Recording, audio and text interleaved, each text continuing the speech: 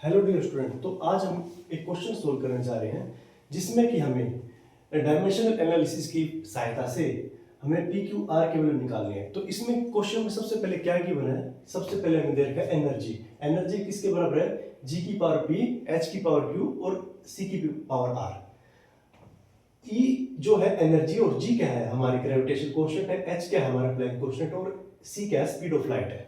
तो हमें इन सब के यूज करके हमें पी क्यू और आर की वैल्यू हमें एक्सट्रैक्ट करनी है, निकालनी है। तो सबसे पहले हम क्या लिखते हैं, हमें पता है कि एनर्जी किसके बराबर होती है? एनर्जी हमारी वर्क डन के बराबर होती है। और वर्क डन किसके बराबर होता है? Force into displacement. तो यहाँ पे फोर्स का मैं एक्सप्रेशन लिख देता हूँ। ये क्या होता है? m1 l1 t-2 और इनटू l। ठीक है, ये d का l लिख दिया। तो यहाँ पे हम जब इनकी पावर स्क्वायर करेंगे तो m1 l2 t-2 आ गया। ये हमारा एनर्जी का एक्सप्रेशन आ गया। अब आरएचएस में जाते हैं राइट हैंड साइड में। तो राइट हैंड साइड में क्या रहा है, हमें पता है जो F is two G m1 m2 by R square होता है। तो जी किसके बराबर हो गया? F into R square by m1 m2। तो यही फॉर्मूला मैंने यहाँ पे पुट किया है। तो फोर्स का हम ऑलरेडी यहाँ पे लिख चुके हैं m1 l1 t-2। आर क्या हो जाएगा? l square divide by m square. तो यहां से हमारा क्या निकल के आता है? m1 और जो ऊपर जाके पावर हमारी 1 - 2 हो जाती है। तो 1 - 2 यहाँ पे -1 आ गया L1। तो L1 क्या आ गया? L1 + 2 क्या आ गया? L3। और T आ गया यहाँ पे T की पावर -2 ऑलरेडी है। ऐसे ही मैंने H का एक्सप्रेशन लिखा। H का एक्सप्रेशन क्या आता है? हमारा एनर्जी अपॉन फ्रीक्वेंसी। तो फ्रीक्वेंसी 1/फ्रीक्वेंसी क्या होता है? T। ठीक है, तो 1/फ्रीक्वेंसी होता है हमारा टाइम पीरियड। तो मैंने यहाँ पे T लिख दिया। और एनर्जी का एक्सप्रेशन हमारा ऊपर से ऑलरेडी है m1 l2 t-2 into T। तो हमारी ये एक इक्वेशन ये बन जाती है। अब हम सब इक्वेशंस को, और तीसरा जो है वेलोसिटी, वेलोसिटी हमारा है m0 l1 t-1। हमें पता है वेलोसिटी ऑफ लाइट क्या होती है? मीटर पर सेकंड यूनिट होती है इसकी। तो मीटर पर सेकंड क्या होती है? तो मीटर क्या होता है? l और सेकंड क्या होती है? t inverse. ठीक है, तो हम इसमें ये पुट कर देते हैं। अब जैसे ही ये सब चीजें निकाल के मैंने इसमें पुट की, पुट करते ही क्या हो जाएगा? हमारे ये एक्सप्रेशन आ जाएगा m1 l2 t-2, ये LHS आ जाएगा। और RHS में क्या आ रहा है आपका? m-1 l3 t-2 की पावर p। क्योंकि ये जो इक्वेशन है ये हमने यहां से एक्सट्रैक्ट किया है g की जगह। और फिर आ जाता है h की जगह हम ये पुट कर देते हैं। और तीसरी टर्म्स में हमारी वेलोसिटी की जगह ये आ जाती है। जैसे ही मैंने इन सब इक्वेशंस को सोल्व करके लिखा तो ये आ गया m की पावर -1 l3 t-2। ये आ जाएगा, जो p की पावर है वो यहाँ पे मल्टीप्लाई हो जाएगी। m की पावर -p l3p t की power -2p m3 l2q t की power -q m0 lr t-r। अब इन ये हमारे पास तीन इक्वेशन बन जाएंगे और तीन वेरिएबल्स हैं।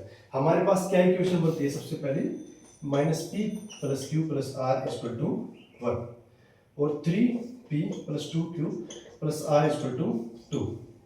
और जो थर्ड इक्वेशन जो है हमारी -2p - q प्लस ये 0 × r बेटा -2। ठीक है, ये हमारे पास तीन इक्वेशन बन जाते हैं जो कि हमने यहां से लिखी है। अब जैसे ही मैं इन इक्वेशंस को सपोज करूं, मैं इस इक्वेशन से q की वैल्यू निकाल के, जो ये इक्वेशन है इस इक्वेशन से q की वैल्यू निकाल के मैं इसमें नीचे वाली इक्वेशन में पुट कर देता हूं। q की वैल्यू यहां से क्या आ रही है हमारी? 1 + p। अब मैं नीचे वाली इक्वेशन में पुट कर देता हूं इसमें, तो हमारी q की वैल्यू क्या आएगी? मैं इसको एक बार इरेज करके सोल्व करता हूं।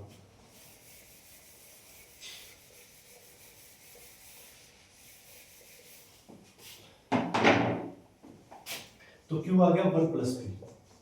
अब मैं इस सेकंड वाली इक्वेशन में पुट कर लेता हूं 3 × p + 2 × 1 + p + r = 2।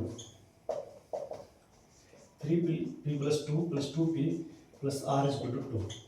तो ये आ गया 5p + 2 + r = 2। तो 5p + r आ गया इक्वेशन। ठीक है, = 0 क्योंकि 2 से 2 कैंसिल हो जाएगा। अब यही जो q = 1 + p मैं इसमें थर्ड वाले में पुट कर लेता हूं। -2p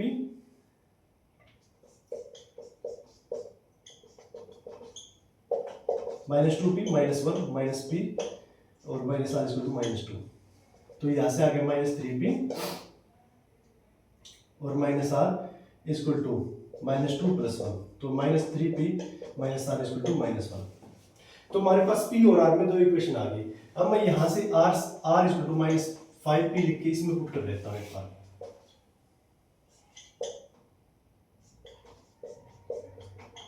तो ये 2p इक्वल टू -1, तो p की वैल्यू आ गई मेरी -1/2।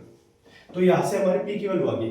यही p की वैल्यू मैं यहाँ पे अगर इसमें पुट कर दूं इस पीछे वाली इक्वेशन वापस से, तो हमारा क्या निकल के आता है, तो r क्या आया था -5p -5 × -1/2 इक्वल टू 5/2। ठीक है, तो p की वैल्यू आ गई और r की आ गई। अब मुझे क्या निकालनी थी, q की वैल्यू। तो q की वैल्यू के लिए मैं ये ऊपर वाली इक्वेशन, ये वाली इक्वेशन यूज कर लेता हूं, q इक्वल टू 1 + p।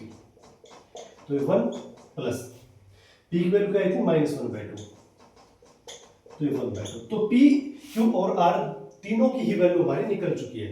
तो p की वैल्यू क्या आ गई हमारे पास -1/2, q की आ गई 1/2 और r की आ गई माइनस, जो अभी हमने निकाली है 5/2।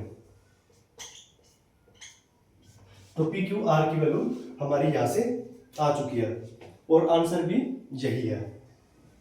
Thank you.